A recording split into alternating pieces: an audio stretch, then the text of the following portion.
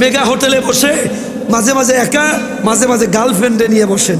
হাত দিয়ে খাইতে ভালো লাগে না, তখন চামচ দিয়ে খায়। কি দিয়ে? যুবকেরা কি দিয়ে বলেন? হাত দিয়ে খাওয়া সুন্নাহ না চামচ দিয়ে? জোরে বলেন। হাত দিয়েছে কে? শোনেন, বিজ্ঞান আপনাদেরকে শুধু এক উদাহরণ দিচ্ছি একটু। আপনি খাবার খেতে দিলেন রয়েলে বসে, আচ্ছা খাবার কতটা গরম কতটা ঠান্ডা এটা ফিল করার ক্ষমতা চামচের আছে? কি বলেন? আছে।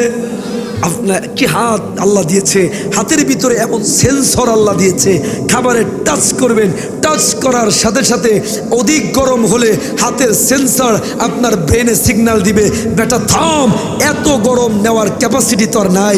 বেশি ঠান্ডা হলে বলে, বেটা থাম, এত ঠান্ডা নেওয়ার ক্যাপাসিটি তোর নাই। এই হাতে সেন্সর দিয়েছে কে? ওই আল্লাহর বলেছেন রসুলের মাধ্যমে হাত দিয়ে খাও। আজকেই খিচুড়ি দিবে একটু পরে, তাই না? খিচুড়িটা খাবেন, হাত দিয়ে খাওয়ার পরে হাতে যখন খিচুড়ি লেগে থাকবে ওই হাতটা চেটে খাবেন। রাসূলুল্লাহ বলে হাতটা চেটে খাওয়া সুন্নাহ।